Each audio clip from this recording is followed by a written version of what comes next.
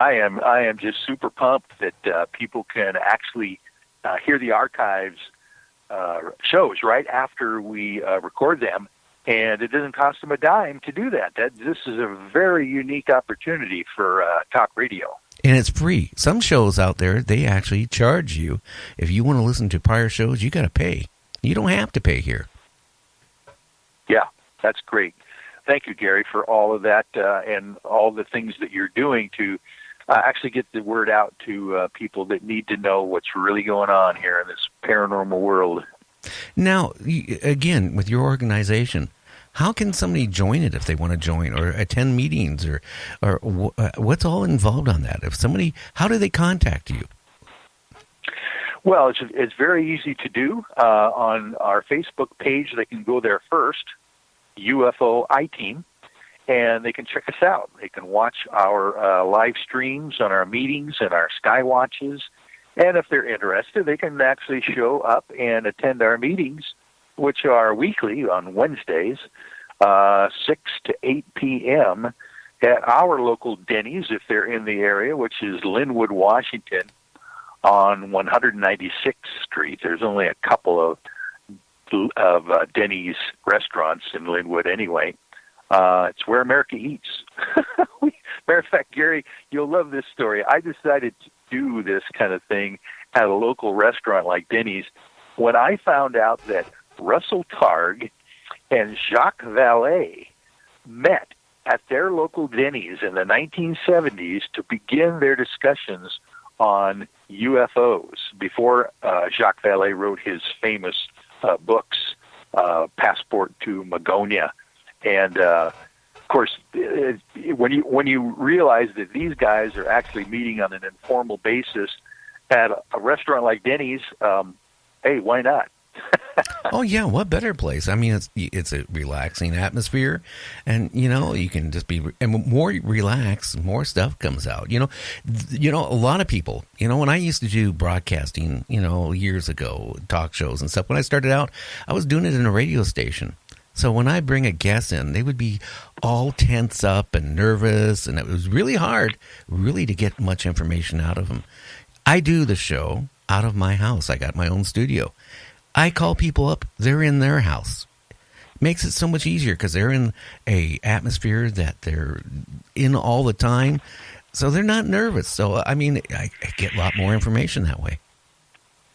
Oh yeah, no, the technology nowadays are allowing us to reach the world from our own studios and our own locations. I think it's fantastic.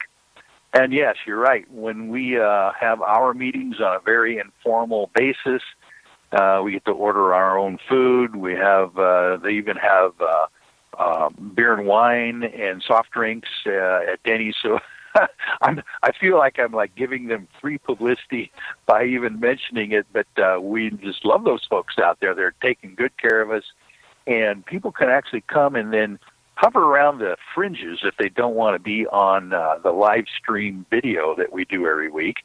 And then if they feel comfortable, they can join us at the table, and they do have their own stories to tell us. Oh, yeah. I mean, the people, how can I say this?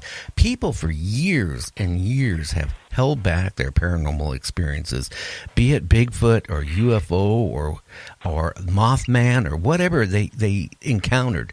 They've been scared to say anything. And because of people like Art Bell and George Norrie doing what he does, it has changed the world, how people talk about the paranormal. I mean, paranormal has opened up in the last 10 years that I can talk to almost anybody about something like UFOs or Bigfoot. They don't label me as a crackpot.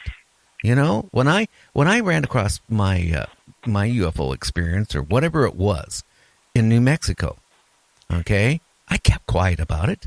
I mean, I didn't want to tell anybody about it. I mean, I didn't. I know one thing: it wasn't a helicopter, and whatever it was instantaneously fast. And then when I had my experience with a friend of mine who just got out of doing his internship, a medical doctor who up in Puyallup, Washington, opened up his practice. We ran into a Bigfoot.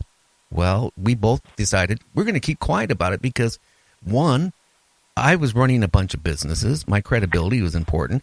His father was a Superior Court judge in Pierce County. His brother's attorney in Pierce County, a kind of a popular, famous attorney, matter of fact. And he was scared if he started telling people we saw a Bigfoot, what it would do. How many people would want to go, especially in the early 2000s, to a doctor that claims he saw a Bigfoot? Not many, I don't think. Yes, and you're right about specifically Bigfoot. Matter of fact, I think people would not really raise an eye if you said you saw a UFO. It's just an unidentified flying object that you couldn't identify back in those days. But if you said you saw a Bigfoot, now that is something that people would, raise their eyebrows about. So I can imagine that they wanted to keep that kind of a thing. And you yourself having to live with the reality that you see with your own eyes, something that is totally unusual and paranormal, and you can't really prove it, but it changes your reality, I would imagine. Well, put it this way. We ran 2 miles, and when we got to the car, I don't know if it was it or its mate or whatever. It was 25, 30 feet away from the car, bending a tree over. I remember this to the, and I'm going to remember this to the day I die. I will tell you, I get a lot of people that want to be on the show, and they talk about their Bigfoot encounters. I can honestly tell you, after I saw one, I have my impression what it looks like, how it ran, running on 2 legs, dropping down to 4, back to 2. I know physically, I didn't stare at it because I'll be honest with you, I ran as fast as I could to get out of there. But I saw enough of it that I know what they look like. And so when I get people on and say, oh, Bigfoots, are loving and they're caring. Well, yeah, granted, this Bigfoot could have killed me and my friend. I mean, no doubt. It did everything it could to scare the out of us. And it did. I wet myself. And I don't go around go around telling people, hey, I peed my pants. That's how scared I was. But I'll tell you, I know that they're real. So, and when I get somebody else that comes on and describes them, oh, they're friendly and they're loving and they can, I don't know. Unless you've seen one, that's a speculation. And I just have my own experience. So you can call me crazy. You can call me strange. I must be. I do a talk show. No, you're not crazy at all. And I know you're strange, but not crazy. And we have stories that we hear all the time about similar Bigfoot sightings and things that are very ominous out there in the forest. Of course, we always have to keep in mind that there are literally thousands of people that disappear in national parks and state parks on a yearly basis. No trace. No trace. No trace. And David Paulides has written many books, 411 missing books in this regard. We even have a UFO I-Team member, Lee Strauss, our intrepid guide and camera dude, who is about as tough as nails as you can get, was scared to death in the North Cascades on an old logging trail when basketball-sized boulders were being thrown across the trail in front of him and actually crashing and knocking down trees that were about 12 inches in diameter. He got out of there real quick. Well, see, that's nerving, too. I remember distinctly this. I had a car. It wasn't so dependable. My wife, 2 weeks before we made this trip to the Canadian Rockies, said, here, take my brand new car. And real quick story, because we only got like 3 minutes left. That sucker, okay, besides bending a tree and screaming at us, and while my friend was half in my car while I was in giving it gas and dragging my friend, and I could have probably killed him, from that, it threw a rock, and it put a good-sized dent in the passenger fender. Very hard to explain to my wife. When I got home, she was all upset about her brand new car, crying, how did you put a dent? What did you hit? And you sit there and look at your wife and you say, I saw a Bigfoot.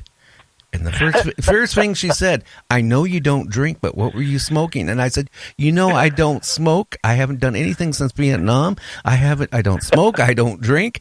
I eat. Okay. So if I got high off eating that day, that's one thing. But I'll tell you, I came home with a huge dent in her front fenders. So, and I didn't hit nothing. I swear to God. Yeah. No, a dent in a fender has got to be a major hit.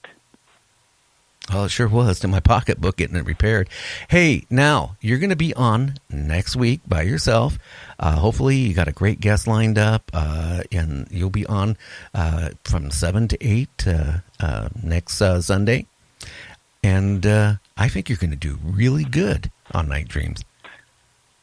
Oh, I appreciate the opportunity, Gary, and I am just excited. We are going to have some really major guests on our show from 7 to 8 p.m. on Sunday nights, and I think people will be entertained and enlightened with some of the expertise that we will be able to share. Okay, well, great. I'm going to hit your bumper music, and we're going to sign out of here. Kevin is going to be on next between 8 and 10. And, I'm looking forward to your show next week. And I'll sit back and do the board for you next week and just relax and drink a glass of Coke and eat a couple of cookies and enjoy the show. Thank you again for being there for me. Okay, sir. You have a great one. You too, Gary. Okay, you take care.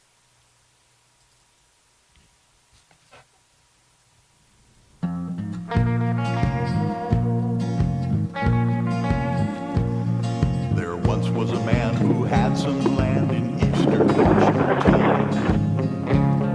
And on his land this man he had a deep dark hole upon.